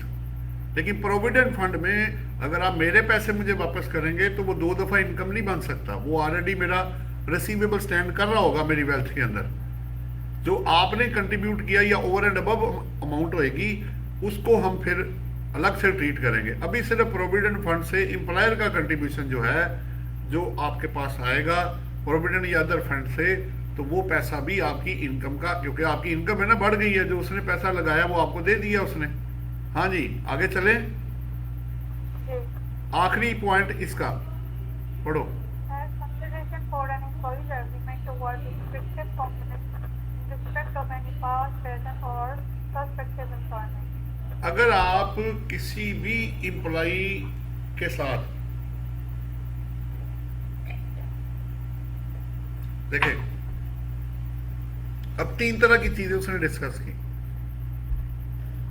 अगर आप किसी पास्ट, प्रेजेंट और प्रोस्पेक्टिव एम्प्लॉयर के साथ कोई रिस्ट्रिक्टिव कोवेनेंट एग्रीमेंट साइन कर लेते हैं, मसलन मैं अपने पास के एम्प्लॉयर को ये कह के आया हूं कि मैं आपके कंपेटिटर के पास नहीं जाऊंगा, उसने मुझे 5 लाख दे दिया, ठीक है, और प्रेजेंट वाले ने कहा मुझे ज्वाइन कर लो, मैं तुम्हें 10 लाख देता हूं, तो 5 मुझे पीछे से आ गया, 10 मुझे प्रेजेंट से आ गया, ठीक है। और उसी साल के एंड पे मुझे ये पता चला कि प्रोस्पेक्टिव एम्प्लॉयर ने ये कहा कि भाई तुम इसको भी छोड़ो, प्रेजेंट वाले को, तुम मेरे साथ आ जाओ, मैं आपको इन एडिशन जो ये दे रहे हैं ना 5 और 10 उन्होंने दिया, मैं तुम्हें 15 और देता हूँ, तुम मेरे पास आ जाओ। तो चाहे पास्ट है, चाहे प्रेजेंट है, चाहे प्रोस्पेक्टिव है, जिससे भी पैसा आएगा वो आपकी part and parcel of salary ही बनेगा। अब आपका कोई सवाल है तो कर सकते हैं आप। सर ये वैसे रियलिटी में मैंने तो अभी तक कोई सैंपल नहीं देखी। हमने बहुत सारी देखी है मिस, मिल रहे हैं लोगों को पैसे, हाँ जी मिल रहे हैं लोग। आप जॉब कर रही है ना, अगला एम्प्लॉयर कहेगा मिस इनको छोड़ दें, कितनी तनख्वाह है, आप कहेंगे जी मेरी 5 लाख तनख्वाह, मैं एज्यूम कर रहा हूँ आपकी साल की जी 5 लाख है, 10 लाख है, वो कहेगा मैं आपको डबल ऑफर करता हूँ और उसके साथ मैं आपको ज्वाइनिंग का 5 लाख अलग से भी पे करता हूँ, आप मेरे साथ आ जाए। बड़ा कुछ होता है मार्केट में, बहुत कुछ हो रहा है जी। तो सर जो ज्वाइनिंग का आप अलग से 5 लाख पे कर रहे हैं वो आपके इनकम में ऐड होगा? जी वो भी आएगा, जो 10 लाख आपने प्रेजेंट से लिया वो भी आएगा, और जो 30 लाख आपने ये 15 अगले से लिया वो भी आएगा। हाँ जी ठीक हो गया। कोई क्वेश्चन है? चले आगे चलते हैं। अब आप ये टोटल इसके मैंने आपको बताया था 8 सब सेक्शन है, एटलीस्ट आप आज ये पूरा कर लो, ठीक है जी। तीसरा पढ़ो miss. Where any employer agrees to pay the tax chargeable to an employee shall be the amount of the employee's income chargeable under the salary. It shall be closed up for the amount of tax payable by the employee. अगर आप ज़हन में रखिएगा, अगर आपकी तनख्वाह है फर्ज करें 1 लाख रुपया पर मंथ, मैं अज्यूम कर रहा हूँ, अगर उस पर 10% टैक्स का रेट है तो आपको 90,000 मिल रहा होगा, क्योंकि 10,000 उसने टैक्स काट लेना है। आपने क्या करना है कि अगर आपका एम्प्लॉयर काट के दे या उसके अलावा जो भी टैक्स आपके बिहाफ पे दे, आपने सैलरी में ऐड करके टैक्स पे करना है। बात समझ आ गई? यानी नेट नहीं करना। मसलन 1 लाख आपने कहा जी मुझे 1 लाख पूरा चाहिए, टैक्स आप जमा कराएं, फर्ज करो इसके ऊपर 10% टैक्स है, तो अब आपकी सैलरी 1 लाख नहीं है, आपकी सैलरी 1,10,000 रुपए है, ऐसा ही है। जो टैक्स आपका एम्प्लॉयर आपके बिहाफ पे करेगा, काट के करे या इन एडिशन टू पे करे, आपको दोनों सूरतों में आपने उस टैक्स को इनकम में ऐड कर देना है। लेकिन जब आपकी लायबिलिटी निकलेगी तो वो जो पेड हुआ होगा वो माइनस हो जाएगा। बेसिकली ये 3 ये कह रहे हैं। कोई सवाल है तो कर सकते हैं आप। चले आगे जी। चौथा जी, No deduction shall be allowed for any expenditure incurred by an employee in deriving amount chargeable to tax under the salary. जी आप सैलरी के अगेंस्ट, इवन के मैं जिस गाड़ी पे जाता हूँ, दफ्तर में जॉब करता हूँ, उसका petrol, repair and maintenance, entertainment कुछ भी आप लेस नहीं कर सकते। तो सैलरी के अगेंस्ट, सैलरी मैंने कहा ना, हर हेड इनकम को कैलकुलेट करने का तरीका मुख्तलिफ है। बिजनेस इनकम में ऐसे नहीं है।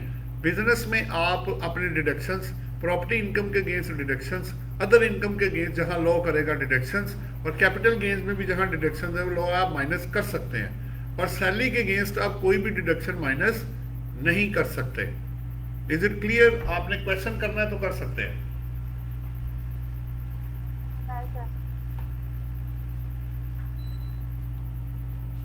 हाँ जी, कोई क्वेश्चन हो आपका?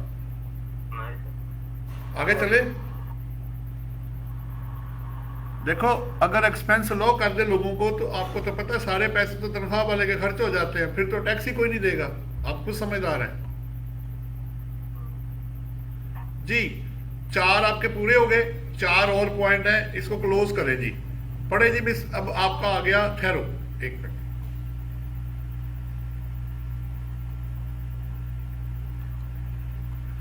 ठीक है जी, बिस्मिल्लाह करें, पांचवा पढ़े।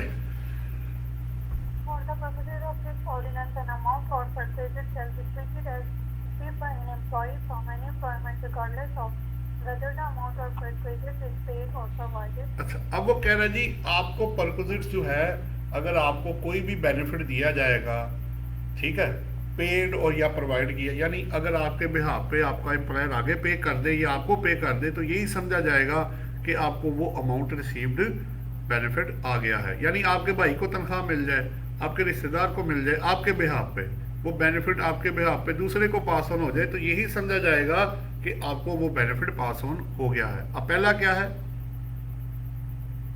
पढ़ो miss A. By the employee's employer, an associate of the employer, or by a third party under an agreement with the employer or an associate of the employer. जी, अगर एम्प्लॉयर के बिहाफ पे कोई एसोसिएट ऑफ द एम्प्लॉयर या third party under an arrangement with the employer या associate of the employer आपको payment कर देता है, तो यही समझा जाएगा कि आपको, मसलन आपका एम्प्लॉयर मुल्क से बाहर है, आपने कहा जी मेरी तनख्वाह तो दें, उसने कहा जी वो फलाने ए के पास चले जाओ, बंदे के पास, वो आपको NIC दिखाओ और मेरे से बात कराओ, उधर से जाके पैसे ले लो। आपने जाके अपनी तनख्वाह वहां से ले ली, तो अब आप ये नहीं कहेंगे कि जी मुझे एम्प्लॉयर ने तो पैसे नहीं दिए, ये मेरी इनकम नहीं है।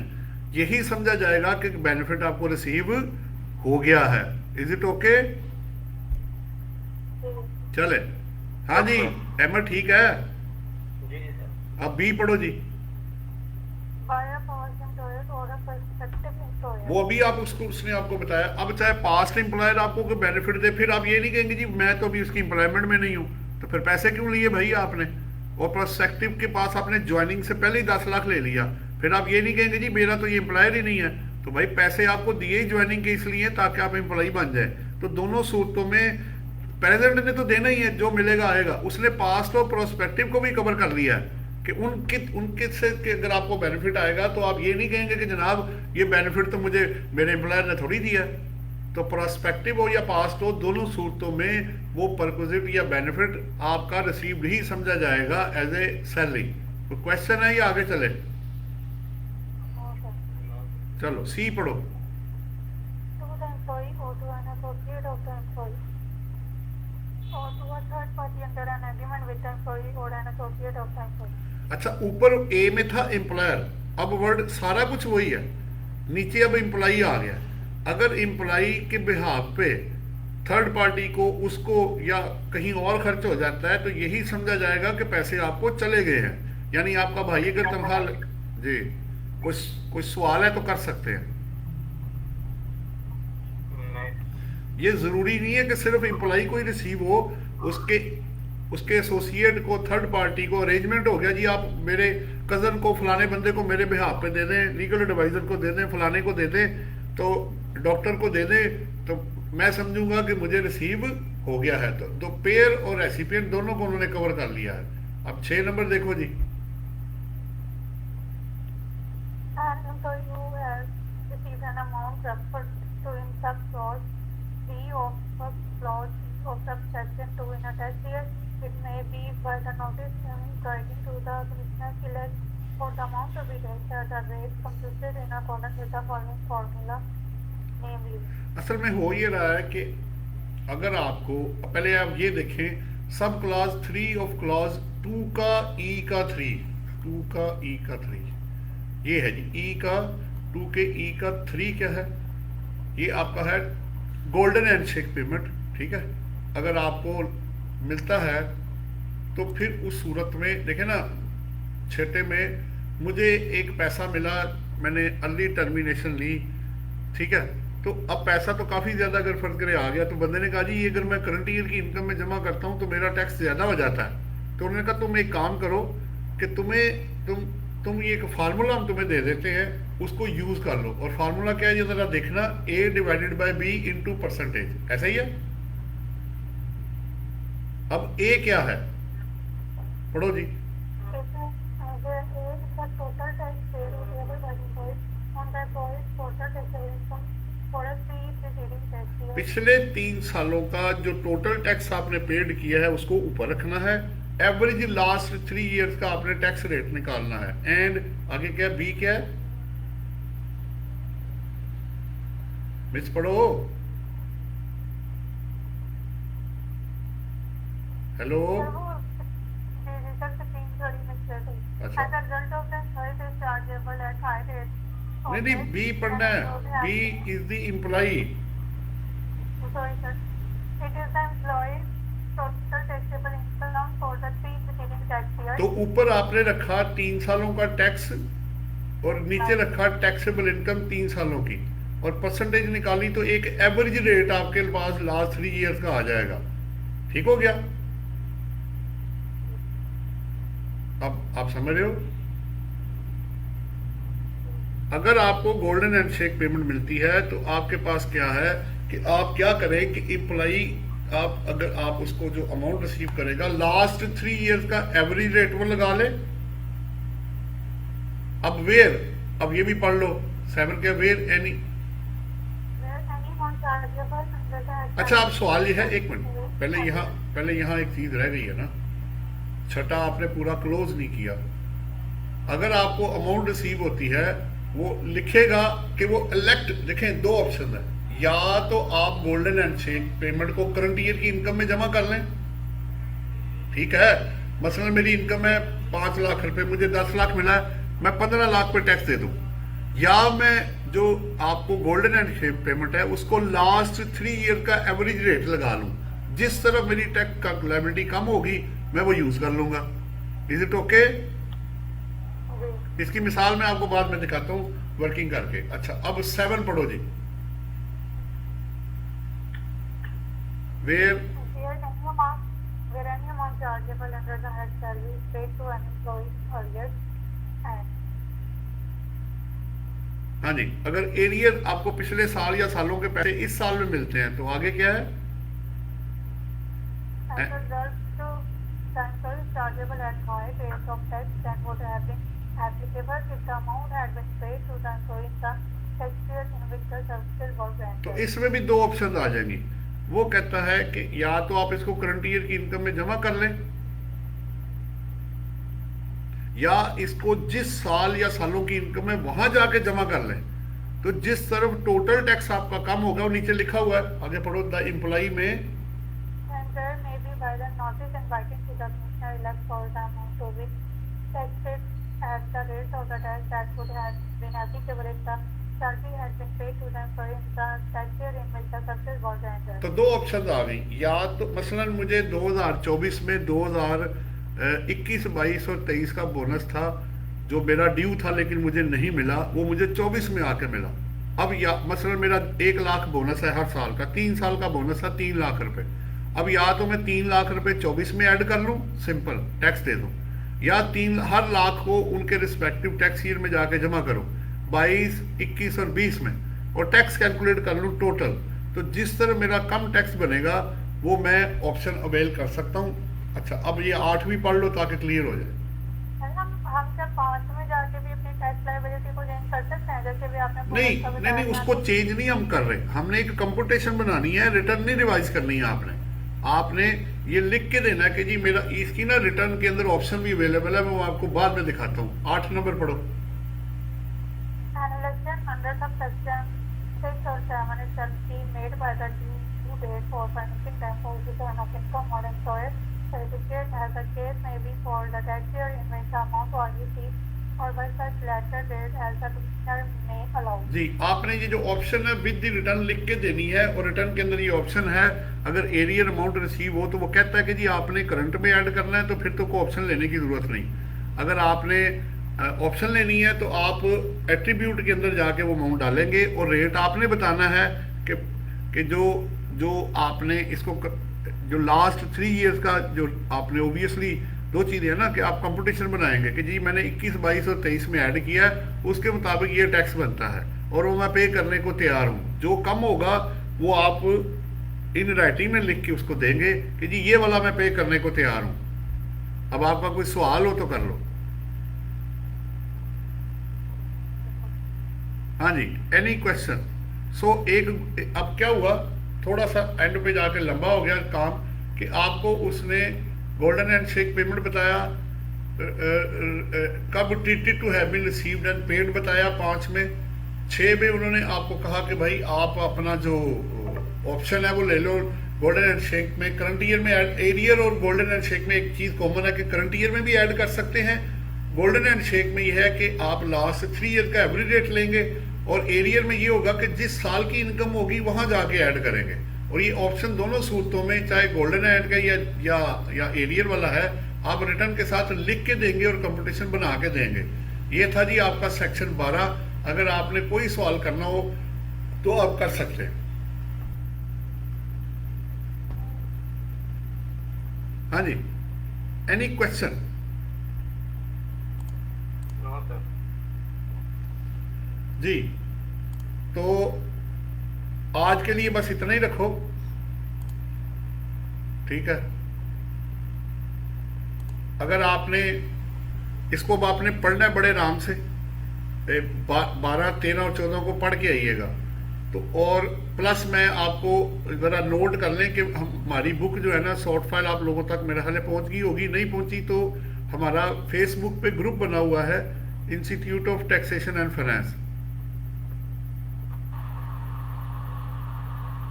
जी सर, ज्वाइन कर लिया होगा। हाँ, अच्छा।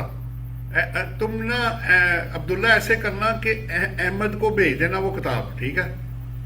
और मिस इकरा, आपने किताब डाउनलोड कर ली हुई है कि नहीं अभी? नहीं सर, मैंने नहीं अभी की। तो फिर आप institute of taxation and finance का ग्रुप है फेसबुक पे, उसको सब्सक्राइब करके उसके फाइल फोल्डर ऊपर पड़ा होगा टैब फाइल्स का, उसको क्लिक करो। 18 से लेकर 24 तक की सब किताबें उसके अंदर पड़ी हुई हैं, उसको डाउनलोड कर लेना, ठीक है। उसके अंदर सेक्शन 12 के साथ मैंने एग्जांपल्स भी दी हुई हैं, आप लोगों ने वो भी करके आनी है नेक्स्ट इंशाल्लाह ताला। और इस पूरे प्रोसेस में जितने आपके क्वेश्चन होंगे वो आप मेरे साथ कर लेना, ठीक हो गया जी? जी सर। अब इसको क्लोज करें आज के लिए, चले फिर, अल्लाह हाफिज। अल्लाह। नहीं जी, ऑनलाइन में कोई क्वेश्चन नहीं फिलहाल तो कोई नहीं जी। आप लोगों का बहुत बहुत शुक्रिया जी, थैंक यू वेरी मच, अल्लाह हाफिज जी।